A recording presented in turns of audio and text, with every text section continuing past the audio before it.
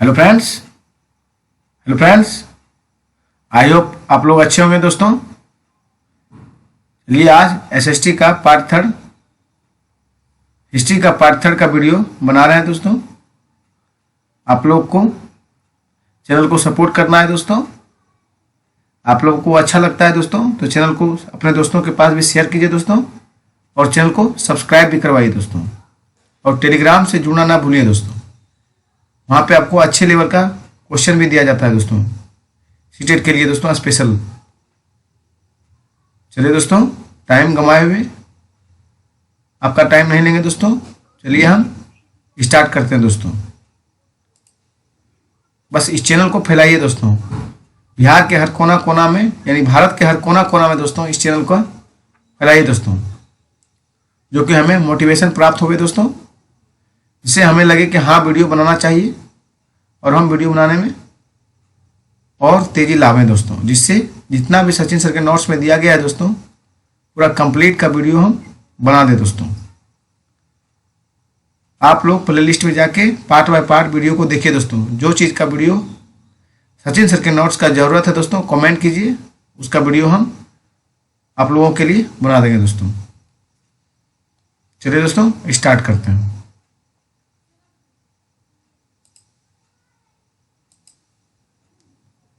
अहोम से पढ़ते हैं दोस्तों।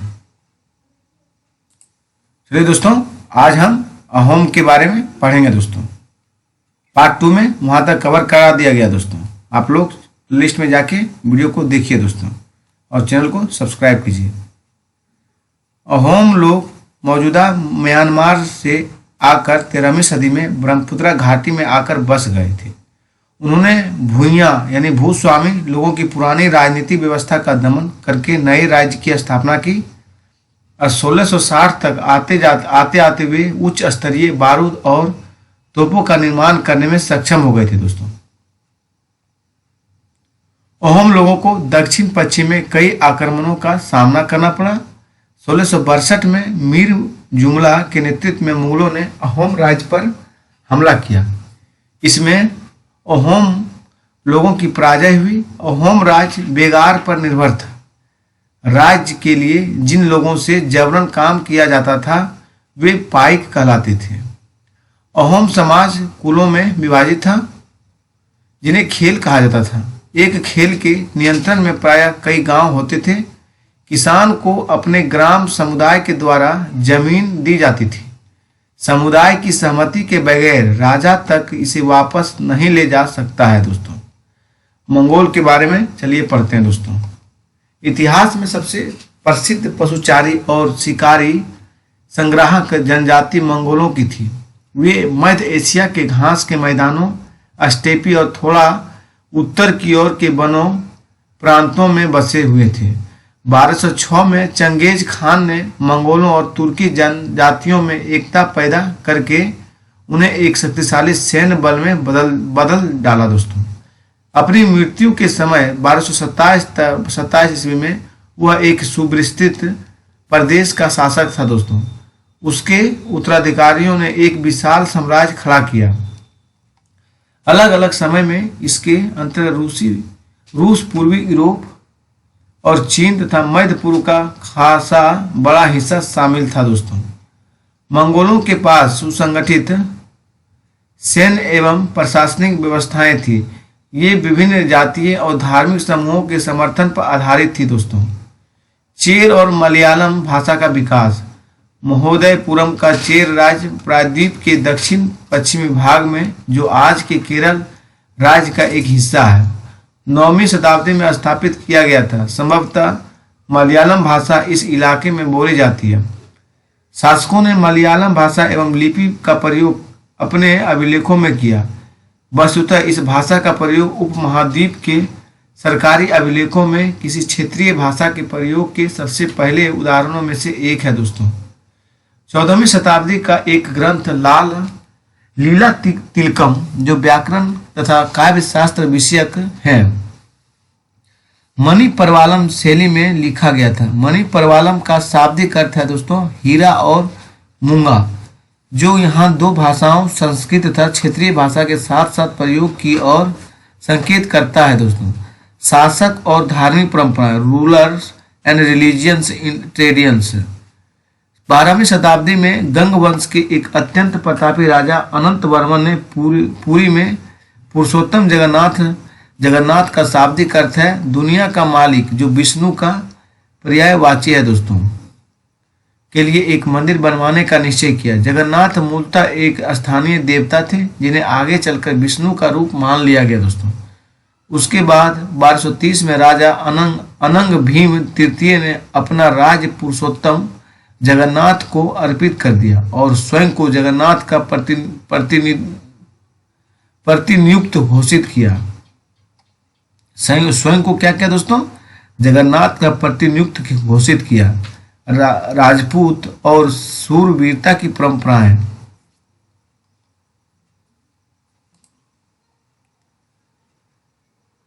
राजपूत और शूरवीरता की परंपराएं चलिए देखते हैं। ब्रिटिश लोग उस क्षेत्र को जहां आज का अधिकांश राजस्थान स्थित है राजपूताना कहते थे। इससे ये समझा जाता है कि इस क्षेत्र में अधिकांश लोग राजपूत थे। राजस्थान में राजपूतों के अलावा अन्य लोग भी रहते हैं, तथापि अक्सर यह माना जाता है कि राजपूतों ने राजस्थान को एक विशिष्ट संस्कृति प्रदान की। लगभग 8वीं शताब्दी में आज के राजस्थान के अधिकांश भाग पर विभिन्न परिवारों के राजपूत राजाओं का शासन रहा। पृथ्वीराज एक ऐसा ही शासक था। ये शासक ऐसे शूरवीरों के आदर्शों को अपने हृदय में संजोए रखते थे जिन्होंने रण क्षेत्र में बहादुरी से लड़ते हुए अक्सर मृत्यु का वरण किया मगर पीठ नहीं दिखाई। कथक दोस्तों, कथक शब्द कथा शब्द से निकला है जिसका प्रयोग संस्कृत तथा अन्य भाषाओं में कहानी के लिए किया जाता है दोस्तों। कथक मूल रूप से उत्तर भारत के मंदिरों में कथा यानी कहानी सुनाने वाले की एक जाति थी दोस्तों। ये कथाकार अपने हाव भाव तथा संगीत से अपने कथा वाचन को अलंकृत किया करते थे। 15वीं तथा 16वीं शताब्दियों में भक्ति आंदोलन के प्रसार के साथ कथक एक विशिष्ट नृत्य शैली का रूप धारण करने लगा। राधा कृष्णन के पौराणिक आख्यान कहानियों लोक नाट्य के रूप में प्रस्तुत किए जाते थे जिन्हें रास लीला कहा जाता था। रास लीला में लोक नृत्य के साथ कथक कथाकार के मूल हाव भाव भी जुड़े होते हैं। आगे चलकर यह दो परंपराओं अर्थात घरानों में फला राजस्थान जयपुर के राज दरबारों में और लखनऊ में अवध के अंतिम नवाब वाजिद अली शाह के संरक्षण में एक प्रमुख कला रूप में उभरा। नृत्य रूप जिन्हें शास्त्रीय माना जाता है। भरतनाट्यम दोस्तों तमिलनाडु में। भरतनाट्यम कहाँ है दोस्तों? तमिलनाडु में। कथाकली केरल में। कथाकली केरल में। उड़ीसा में दोस्तों। उड़ीसा में। कुचिपुड़ी आंध्र प्रदेश। कुचिपुड़ी आंध्र प्रदेश। मणिपुरी दोस्तों। लघु चित्र छोटे आकार के चित्र होते हैं जिन्हें आमतौर पर जल रंगों से कपड़े या कागज पर चित्रित किया जाता था दोस्तों। लघु चित्र छोटे आकार के चित्र होते हैं जिन्हें आमतौर पर जल रंगों से कपड़े या कागज पर चित्रित किया जाता है।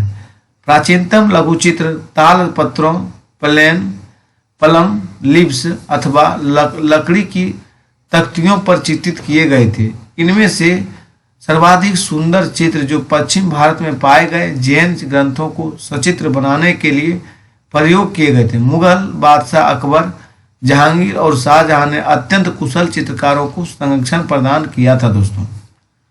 17वीं शताब्दी के बाद वाले वर्षों में आधुनिक हिमाचल प्रदेश के इर्द गिर्द हिमालय के तलहटी के इलाकों में लघु चित्रकला की एक साहसपूर्ण एवं भावप्रवण शैली का विकास हो गया जिसे बसोहली शैली कहा जाता है।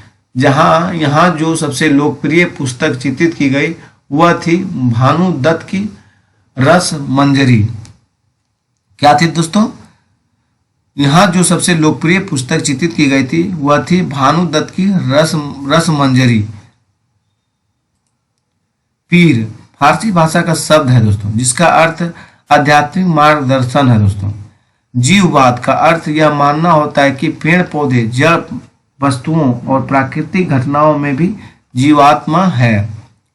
मछली भोजन के रूप में मछली पकड़ना बंगाल के लोगों का प्रमुख धंधा रहा है और बंगाली साहित्य में मछली का स्थान स्थान स्थान पर उल्लेख मिलता है। मंदिरों और बौद्ध विहारों की दीवारों पर जो मिट्टी की पट्टियां लगी है उनमें भी मछलियों को साफ करते हुए और टोकरियों में भरकर बाजार ले जाते हुए दर्शाया गया है। ब्राह्मणों को समाविष्ट भोजन करने की अनुमति नहीं थी, लेकिन स्थानीय आहार में मछली की लोकप्रियता को देखते हुए ब्राह्मण धर्म के विशेषज्ञों ने बंगाली ब्राह्मणों के लिए इस निषेध में ढील दे दी।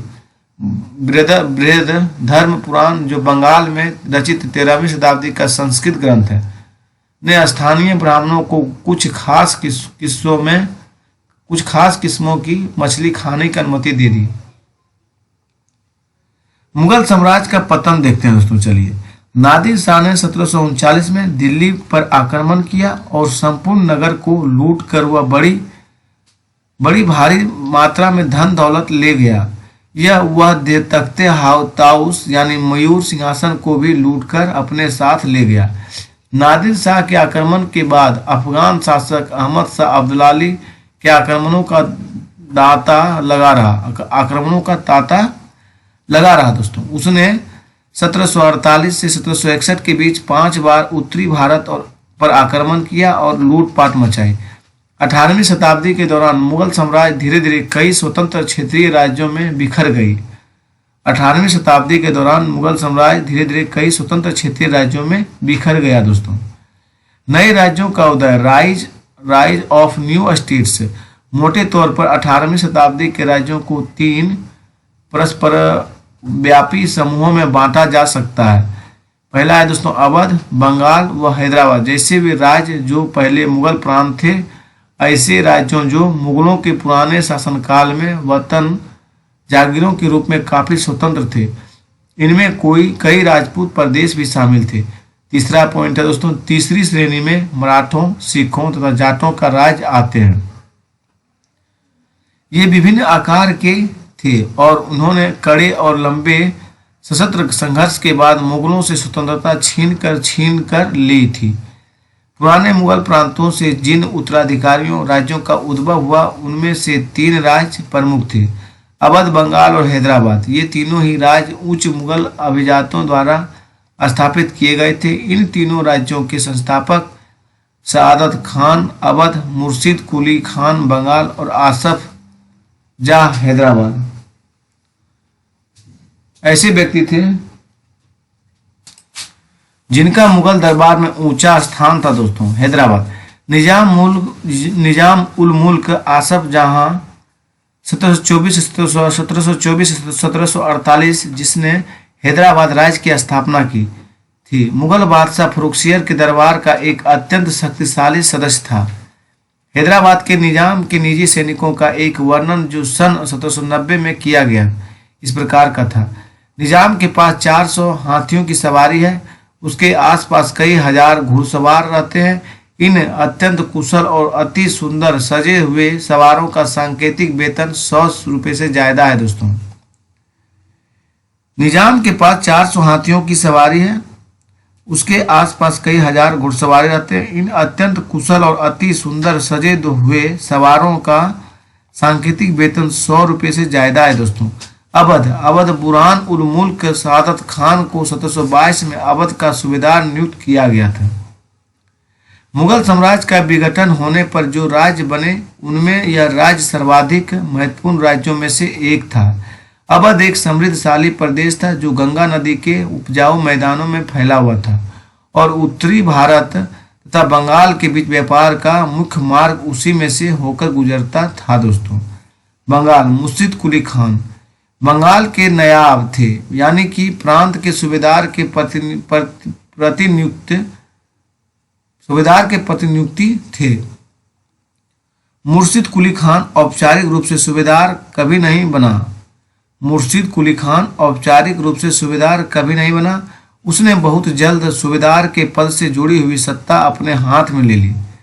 राज्य और साहूकारों के बीच हैदराबाद तथा अवध में जो घनिष्ठ संबंध था वह अलीवर्दी खान के शासनकाल 1740 से 1756 में बंगाल में भी स्पष्ट दिखाई दिया। उसके शासनकाल में जगत सेठ का साहूकार घराना अत्यंत समृद्धशाली हो गया है दोस्तों। राजपूत अंबर और जोधपुर के राजपूत राजघरानों ने गुजरात और मालवा के लाभदायक सूबों की सूबेदारी का दावा किया। जोधपुर के राजा रणजीत सिंह को गुजरात की सूबेदारी और अंबर की सवाई राजा जयसिंह को मालवा की सूबेदारी मिल गई। बादशाह जहांदरा शाह ने 1713 में इन राजाओं के इन पदों का नवीकरण कर दिया। जोधपुर राजघराने ने नागौर को जीत लिया और अपने राज्य में मिला लिया। दूसरी ओर अंबर ने भी बूंदी के बड़े बड़े हिस्सों पर अपना कब्जा कर लिया। सवाई राजा जयसिंह ने जयपुर में अपनी नई राजधानी स्थापित की और उसे 1722 में आगरा की सूबेदारी दे दी गई। 1740 ईस्वी के दशक से राजस्थान में मराठों के अभियानों ने इन राजवाड़ों पर भारी दबाव डालना शुरू कर दिया, जिससे उनका अपना विस्तार आगे होने से रुक गया। अंबर के शासक सवाई जयसिंह ने दिल्ली, जयपुर, उज्जैन, मथुरा और वाराणसी में 5 खगोलीय वेधशालाओं का निर्माण किया। जंतर मंतर के नाम से विख्यात इन वेधशालाओं में खगोलीय पिंडों के अध्ययन हेतु कई उपकरण हैं। 1732 के एक फारसी वृत्तांत में राजा जयसिंह का वर्णन। राजा जयसिंह अपनी सत्ता की चरम सीमा पर थे। 12 वर्ष के लिए वे आगरा के सूबेदार रहे और 5 या 6 वर्ष के लिए मालवा के। उनके पास विशाल सेना, तोपखाना तथा भारी मात्रा में धन संपदा थी। उनका प्रभाव दिल्ली से लेकर नर्मदा के तट तक फैला हुआ था। कई राजपूत शासकों ने मुगलों का अधिराजस्व स्वीकार किया था, लेकिन मेवाड़ एकमात्र ऐसा राजपूत राज्य था जिसने मुगल सत्ता को चुनौती दी थी। राणा प्रताप 1572 में उदयपुर तथा मेवाड़ के बड़े क्षेत्र पर नियंत्रण के साथ मेवाड़ की राजगद्दी पर आसीन हुई। राणा प्रताप के पास मुगल अधिराज्य को अस्वीकार करने के लिए कई दूतों को भेजा गया, लेकिन वे अपने निर्णय पर दृढ़ रहे। सिख गुरु गोविंद सिंह ने 1699 में खालसा पंथ की स्थापना से पूर्व और उसके पश्चात राजपूत व मुगल शासकों के खिलाफ कई लड़ाइयाँ लड़ी। 1708 में गुरु गोविंद सिंह की मृत्यु के बाद बंदा बहादुर के नेतृत्व में खालसा ने मुगल सत्ता के खिलाफ विद्रोह किया। उन्होंने बाबा गुरु नानक और गुरु गोविंद सिंह के नामों वाले सिक्के गढ़कर अपने शासन को सार्वभौम बताया। सतलुज और यमुना नदियों के बीच के क्षेत्र में उन्होंने अपने प्रशासन की स्थापना की। 1715 में बंदा बहादुर को बंदी बना लिया गया और 1716 में मार दिया गया। दोस्तों 18वीं शताब्दी में सिखों ने अपने आप को पहले जत्थों में और बाद में मिसलों में संगठित किया। इन जत्थों और मिसलों की संयुक्त सेनाएं दल खालसा कहलाती थी। दल खालसा की बैठकों में वे सामूहिक निर्णय के लिए जाते थे, जिन्हें गुरुमत्ता यानी गुरु के प्रस्ताव कहा जाता था। सिखों ने राखी व्यवस्था स्थापित की। महाराजा रणजीत सिंह ने विभिन्न सिख समूहों में फिर से एकता कायम करके 1799 में लाहौर और अपनी राजधानी बनाई। मराठा राज एक अन्य शक्तिशाली क्षेत्रीय राज्य था। 17वीं सदी के अंत तक ढक्कन में शिवाजी के नेतृत्व में एक शक्तिशाली राज्य के उदय की शुरुआत हुई, जिससे अंततः एक मराठा राज्य की स्थापना हुई। शिवाजी का जन्म 1630 में शाहजी और जीजाबाई से हुआ। अपनी माता और अभिभावक दादा कौंडदेव के मार्ग निर्देशन में शिवाजी कम उम्र में ही विजय पथ पर निकल पड़े। जावाली पर कब्जे ने उन्हें मालवा पठानों का अविवादित मुखिया बना दिया, जिसने उनके क्षेत्र विस्तार का पथ प्रशस्त किया। बीजापुर और मुगलों के खिलाफ उनके कारनामों ने उन्हें विख्यात व्यक्तिगत बना दिया। वे अपने विरोधियों के खिलाफ प्रायः गुरिल्ला युद्ध कला का प्रयोग करते थे। चौथ और सरदेश मुखी पर आधारित राजस्व संग्रह प्रणाली की सहायता से उन्होंने एक मजबूत मराठा राज्य की नींव रखी। शिवाजी 1627 से 1680 में शक्तिशाली योद्धाओं, परिवारों, देशमुखों की सहायता से एक अस्थायी राज्य की स्थापना की। अत्यंत गतिशील कृषक, पशुचारक कुणबी मराठों की सेना के मुख्य आधार बन गए। शिवाजी ने प्रायद्वीप में मुगलों को चुनौती देने के लिए इस सैन्य बल का प्रयोग किया। शिवाजी की मृत्यु के पश्चात मराठा राज्य में प्रभावी शक्ति चित्पावन ब्राह्मणों के एक परिवार के हाथ में रही, जो शिवाजी के उत्तराधिकारियों के शासनकाल में पेशवा यानी प्रधानमंत्री के रूप में अपने सेवाएं देते रहे। 1720 के दशक में मालवा में मराठा अभियानों ने उस क्षेत्र में स्थित शहरों के विकास व समृद्धि को कोई हानि नहीं पहुंचाई। उज्जैन सिंधिया के संरक्षण में और इंदौर होलकर के आश्रय में फलता फूलता रहा। ये शहर हर तरह से बड़े और समृद्धिशाली थे और वे महत्वपूर्ण वाणिज्यिक और सांस्कृतिक केंद्रों के रूप में कार्य कर रहे थे। मराठों द्वारा नियंत्रित इलाकों में व्यापार के नए मार्ग खुले। चंदेरी के क्षेत्र में उत्पादित रेशमी वस्त्रों को मराठों की राजधानी पुणे में नया बाजार मिला। बाजीराव प्रथम, जो बाजीराव बल्लाल के नाम से भी जाने जाते थे, पेशवा बालाजी विश्वनाथ के पुत्र थे। वह एक महान मराठा सेनापति थे जिन्हें विंध्य के पार मराठा राज्य के विस्तार का श्रेय प्राप्त है तथा वे मालवा, बुंदेलखंड, गुजरात और पुर्तगालियों के खिलाफ सैन्य अभियानों के लिए भी जाने जाते हैं। चौथ कर, जमींदारों द्वारा वसूले जाने वाली भू राजस्व का 25% ढक्कन में इनको मराठा वसूलते थे। सरदेश मुखी कर, ढक्कन में मुख्य राजस्व संग्रहकर्ता को दिए जाने वाले भू राजस्व का 9 से 10% हिस्सा है दोस्तों। जाट ने 17वीं और 18वीं शताब्दियों में अपनी सत्ता सुदृढ़ की और अपने नेता चूड़ामन के नेतृत्व में उन्होंने दिल्ली के पश्चिम में स्थित क्षेत्रों पर अपना नियंत्रण कर लिया। 1680 के दशक तक आते आते उनका प्रभुत्व दिल्ली और आगरा के दो शाही शहरों के बीच के क्षेत्र पर होना शुरू हो गया। जाट समृद्ध कृषक थे और उनके प्रभुत्व क्षेत्र में पानीपत तथा बल्लभगढ़ जैसे शहर महत्वपूर्ण व्यापारिक केंद्र बन गए। सूरजमल के राज में भरतपुर शक्तिशाली राज्य के रूप में उभरा। भरतपुर का किला काफी हद तक पारंपरिक शैली में बनाया गया। वही दींग में जाटों ने अंबर और आगरा की शैलियों का समन्वय करते हुए एक विशाल बाग महल बनवाया। शाही वास्तुकला से जिन रूपों को पहली बार शाहजहां के युग में जोड़ा गया था, दीग की इमारतों उन्हीं रूपों के नमूने पर बनाई गई थी दोस्तों।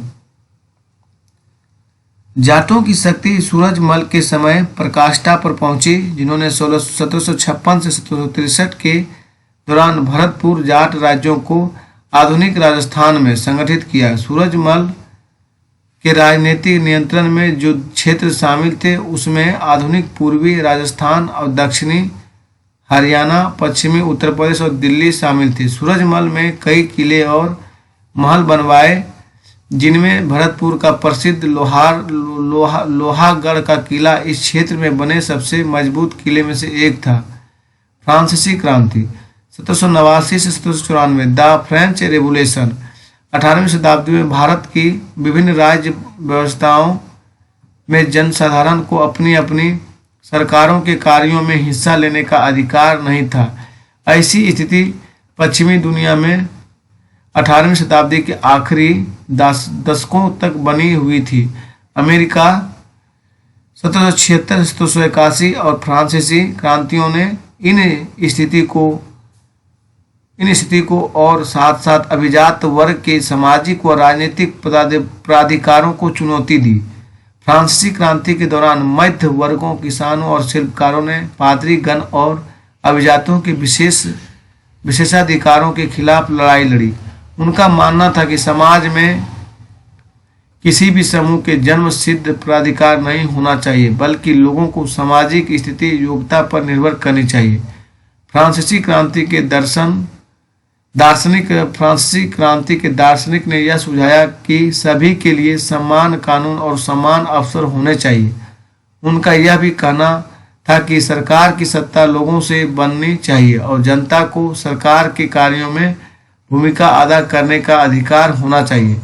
फ्रांसीसी और अमेरिकी क्रांतियों जैसे आंदोलन ने धीरे धीरे प्रजाओं को नागरिकों में बदल डाला। भारतीय इतिहास, इंडियन हिस्ट्री। 1817 में स्कॉटलैंड के अर्थशास्त्री और राजनीतिक दार्शनिक जेम्स मिल ने 3 विशाल खंडों में a history of British India, British Bharat का इतिहास नामक एक किताब लिखी। इस किताब में उन्होंने भारत के इतिहास को हिंदू, मुस्लिम और ब्रिटिश इन 3 काल खंडों में बांटा था। दोस्तों, भारतीय इतिहास को आमतौर पर प्राचीन, मध्यकालीन तथा आधुनिक काल में बांटकर देखते हैं। इस विभाजन की भी अपनी समस्याएं हैं। इतिहास को इन खंडों में बांटने की यह समझ थी पश्चिम में से आई है। इतिहासकार भारतीय इतिहास में आमतौर पर प्राचीन, मध्यकालीन, आधुनिक काल में बांटकर देखते हैं। इस विभाजन की भी अपनी समस्याएं हैं। इतिहास को इन खंडों में बांटने की यह समझ भी पश्चिम से आई है। पश्चिम में आधुनिक काल को विज्ञान, तर्क, लोकतंत्र, मुक्ति और समानता जैसी आधुनिकता की ताकतों के विकास का युग माना जाता है। उनके लिए मध्यकालीन समाज वे समाज थे जहां आधुनिक समाज की ये विशेषताएं नहीं थी। औपनिवेशीकरण, ब्रिटिश शासन के कारण भारत में यहाँ की मूल्य मान्यताओं और पसंद नापसंद, रीति रिवाज व तौर तरीके में बदलाव आए। जब एक देश पर दूसरे देश के दबदबे से इस तरह के राजनीतिक, आर्थिक और सामाजिक और सांस्कृतिक बदलाव आते हैं तो इस प्रक्रिया को औपनिवेशीकरण कहा जाता है। दोस्तों, सर्वेक्षण। 19वीं सदी की शुरुआत तब पूरे देश का नक्शा तैयार करने के लिए बड़े बड़े सर्वेक्षण किए जाने लगे थे। गांव में राजस्व सर्वेक्षण किए गए। इन सर्वेक्षणों में धरती की सतह, मिट्टी की गुणवत्ता, वहां मिलने वाली पेड़ पौधे और जीव जंतुओं तथा स्थानीय इतिहासों व फसलों का पता लगाया जाता था। दोस्तों, रॉबर्ट क्लाइव ने रेनेल को हिंदुस्तान के नक्शे तैयार करने को काम सौंपा था। रॉबर्ट क्लाइव ने रेनेल को हिंदुस्तान के नक्शे तैयार करने का काम सौंपा था। दोस्तों, 19वीं सदी के आखिर से हर 10 साल में जनगणना भी की जाने लगी। जनगणना के जरिए भारत के सभी प्रांतों में रहने वाले लोगों की संख्या, उनकी जातीय, इलाके और व्यवसाय के बारे में जानकारियां इकट्ठा की जाती थी। इसके अलावा वनस्पति के सर्वेक्षण, प्राणी वैज्ञानिक सर्वेक्षण, पुरातात्विक सर्वेक्षण, मानव शास्त्रीय सर्वेक्षण, वन सर्वेक्षण आदि कई दूसरे सर्वेक्षण भी किए जाते थे। पूर्व ईस्ट इंडिया कंपनी का आना। सन 1600 ईस्वी में ईस्ट इंडिया कंपनी ने इंग्लैंड की महारानी एलिजाबेथ प्रथम से चार्टर अर्थात इजाजतनामा हासिल कर लिया, जिससे कंपनी को पूरब से व्यापार करने का एकाधिकार मिल गया। इस इजाजतनामे का मतलब यह था कि इंग्लैंड की कोई और व्यापारिक कंपनी इस इलाके में ईस्ट इंडिया कंपनी से होड़ नहीं कर सकती। इस चार्टर के सहारे कंपनी समुद्र पार जाकर नए इलाकों को खंगाल कर सकती थी। वहां से सस्ती कीमतों पर चीजें खरीद कर उन्हें यूरोप में ऊंची कीमतों में बेच सकती थी। पहली इंग्लिश फैक्ट्री 1651 में हुगली नदी के किनारे शुरू हुई थी। पहली इंग्लिश फैक्ट्री 1651 में कहाँ हुआ दोस्तों? हुगली नदी के किनारे शुरू हुई। कंपनी के व्यापारी यहीं से अपना काम चलाते थे। इन व्यापारियों को उस जमाने में फैक्टर कहा जाता था। 1696 तक कंपनी ने मुगल अफसरों को रिश्वत देकर 3 गांव की जमींदारी भी खरीद ली। इसमें से एक गांव कालिका था जो बाद में कलकत्ता बना। अब इसे कोलकाता कहा जाता है। दोस्तों, कंपनी ने मुगल सम्राट औरंगजेब को इस बात के लिए भी तैयार कर लिया कि वह कंपनी को बिना शुल्क चुकाए व्यापार करने का फरमान जारी कर दे। व्यापार और युद्धों तक 18वीं सदी की शुरुआत में कंपनी और बंगाल के नवाबों का टकराव काफ़ी बढ़ गया। मुर्शिद कुली खान के बाद अली वर्दी खान और उसके बाद सिराजुद्दौला बंगाल के नवाब बने। ये सभी शक्तिशाली शासक थे। उन्होंने कंपनी को रियायतें देने से मना कर दिया। फ्लासी का युद्ध 1756 में अलीवर्दी खान की मृत्यु के बाद सिराजुद्दौला बंगाल के नवाब बने और कंपनी को सिराजुद्दौला की ताकत से काफ़ी भय था। सिराजुद्दौला की जगह अब कंपनी एक ऐसा कठपुतली नवाब चाहती थी जो उसे व्यापारिक रियायतों और अन्य सुविधाएं आसानी से देने में आनाकानी ना करे। कंपनी ने प्रयास किया कि सिराजुद्दौला के प्रतिद्वंदियों में से किसी को नवाब बना दिया जाए। कंपनी को कामयाबी नहीं मिली। जवाब में सिराजुद्दौला ने हुक्म दिया कि कंपनी उनके राज्य के राजनीतिक मामले में टांग अड़ाना बंद कर दे, किलेबंदी रोके और बाकायदा राजस्व चुकाए।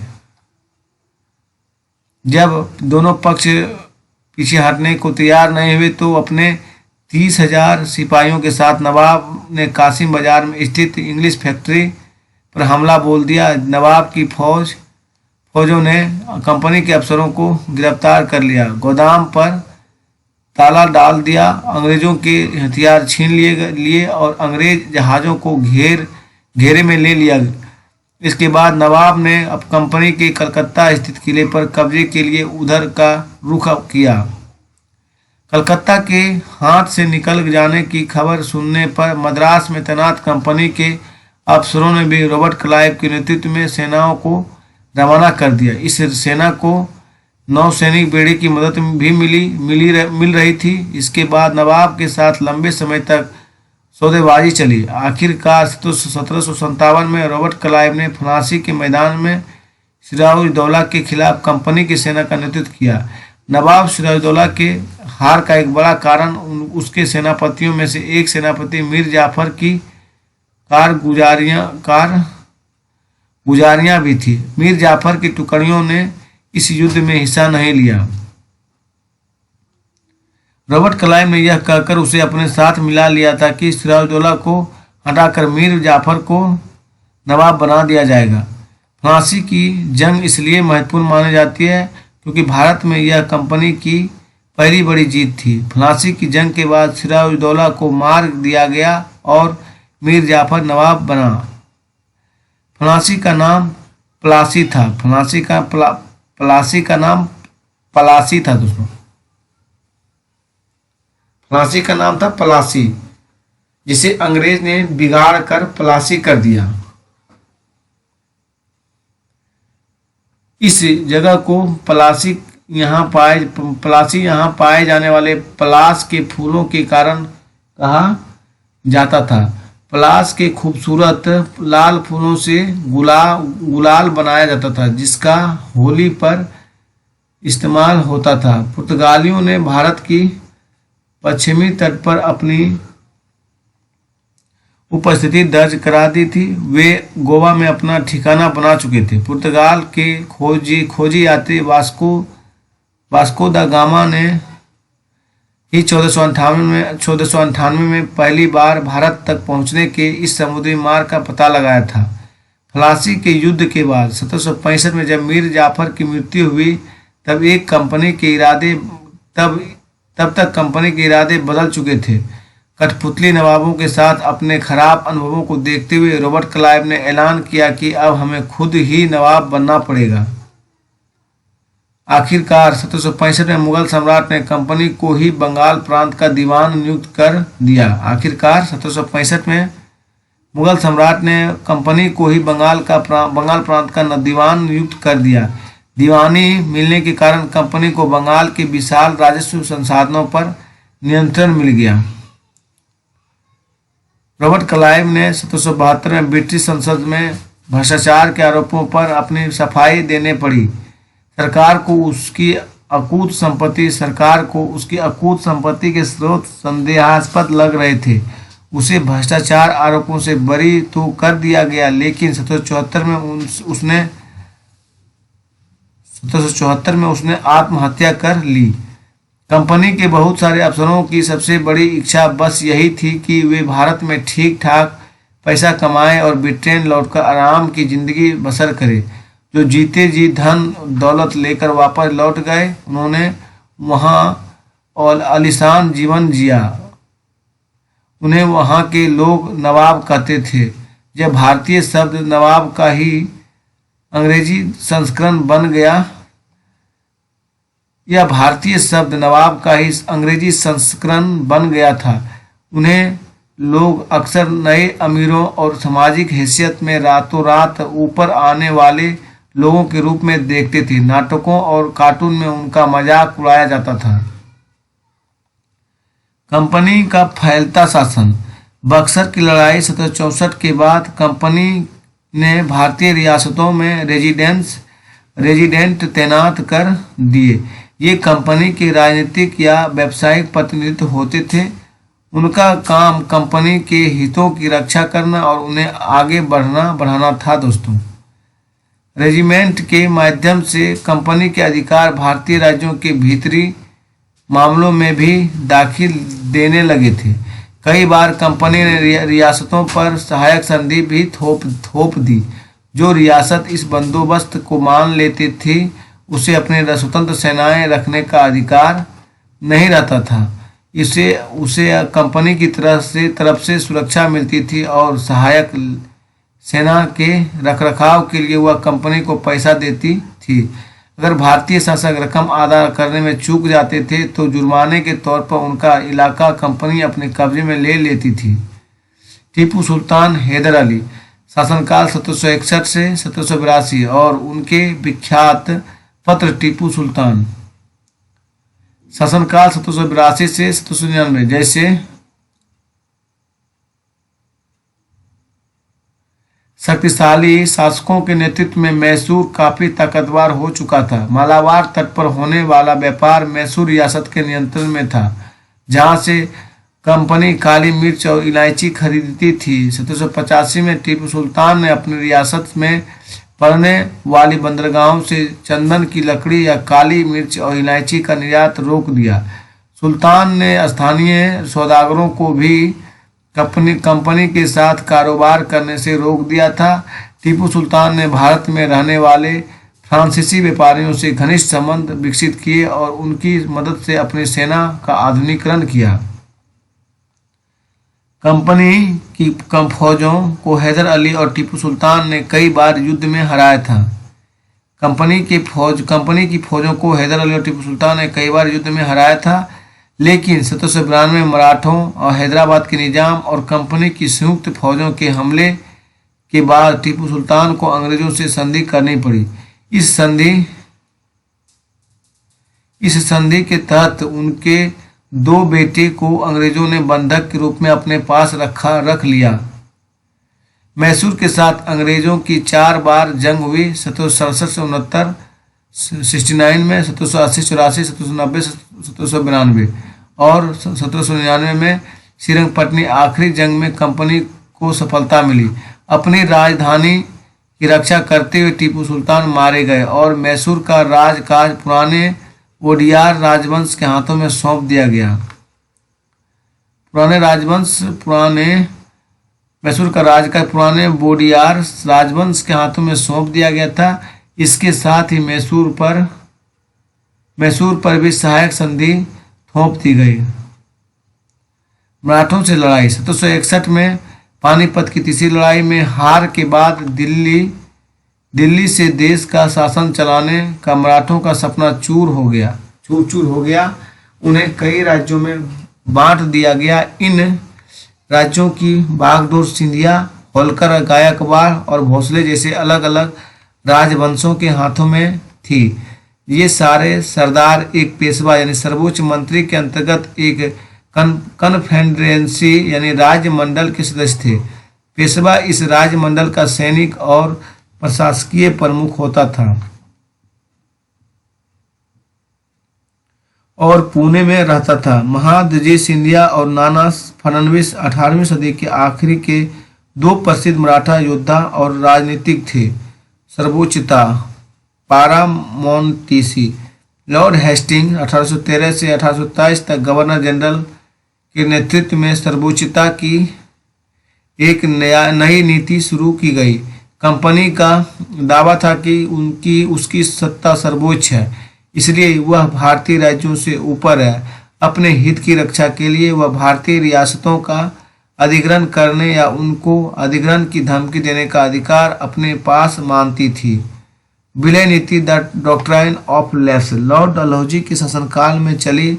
लॉर्ड डलहौजी ने एक नई नीति अपनाई जिसे विलय नीति का नाम दिया गया। यह सिद्धांत इस तर्क पर आधारित था कि अगर किसी शासक की मृत्यु हो जाती है और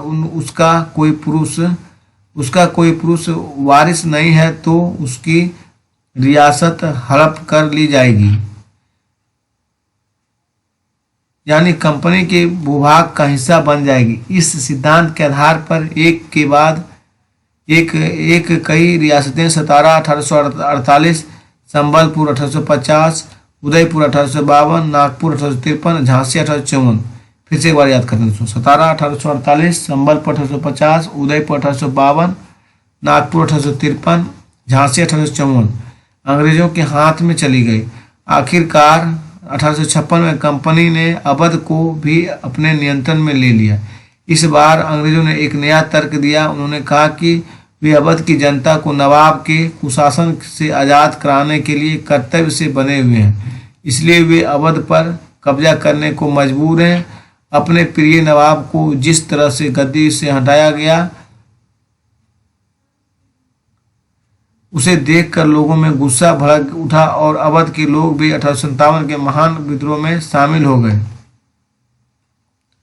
नए शासन की स्थापना, ब्रिटिश इलाके मोटे तौर पर प्रशासकीय इकाइयों में बटे हुए थे जिन्हें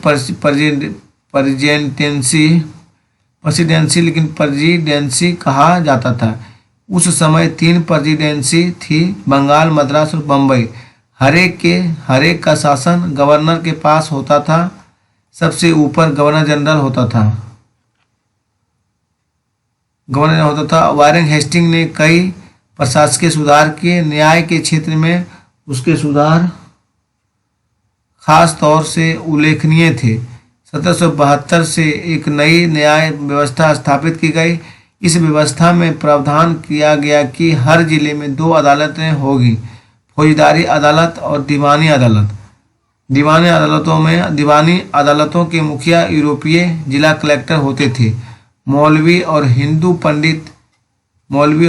पंडित उनके लिए भारतीय कानूनों की व्याख्या करते थे। फौजदारी अदालतों अभी भी काजी और मुफ्ती के ही अंतर्गत थी, लेकिन वे भी कलेक्टर की निगरानी में काम करते थे। जब वारेन हेस्टिंग 1785 में इंग्लैंड लौटा तो एडमंड बर्के ने उस पर बंगाल का शासन सही ढंग से न चलाने का आरोप जड़ दिया। इस आरोप के चलते हेस्टिंग पर ब्रिटिश संसद में महाभियोग का मुकदमा चलाया गया जो 7 साल चला। काजी एक न्यायाधीश क्यों कहते हैं? मुफ्ती मुस्लिम समुदाय का एक न्यायविद जो कानूनों की व्याख्या करता है। काजी इसी व्याख्या के आधार पर फैसले सुनाता है। महाभियोग इम्पीचमेंट, जब इंग्लैंड के हाउस ऑफ कॉमन्स में किसी व्यक्ति के खिलाफ दुराचरण का आरोप लगाया जाता है तो हाउस ऑफ लॉर्ड्स संसद का ऊपरी सदन में उस व्यक्ति के खिलाफ मुकदमा चलता है। इसे महाभियोग कहा जाता है। और अंग्रेज अपनी सेना को सिपोय, जो भारतीय शब्द सिपाही से ही बना है, आर्मी कहते हैं। धर्मशास्त्र ने संस्कृत की ऐसी कृतियां जिनमें सामाजिक तौर तरीके और आचरण के सिद्धांतों की व्याख्या की जाती है। ये धर्मशास्त्र ईसा पूर्व 500 वर्ष से भी पहले लिखे गए थे। मस्केट यानी पैदल, सिपाहियों द्वारा इस्तेमाल की जाने वाली एक भारी बंदूक को कहते थे। मैचलॉक शुरुआती दौर की बंदूक जिसमें बारूद को माचिस से चिंगारी दी जाती थी। रेगुलेटिंग एक्ट 1773 के रेगुलेटिंग एक्ट के तहत एक नया सर्वोच्च न्यायालय की स्थापना की गई। इसके अलावा कलकत्ता में अपीलीय अदालत, सदर निजामत अदालत की भी स्थापना की गई। भारतीय जिले में कलेक्टर सबसे बड़ा ओहदा होता है। उसका मुख्य काम लगान और कर इकट्ठा करना तथा न्यायाधीशों, पुलिस अधिकारियों व दरोगा की सहायता से जिले में कानून व्यवस्था बनाए रखना होता है। थैंक यू दोस्तों, वीडियो को यहीं स्टॉप करते हैं दोस्तों।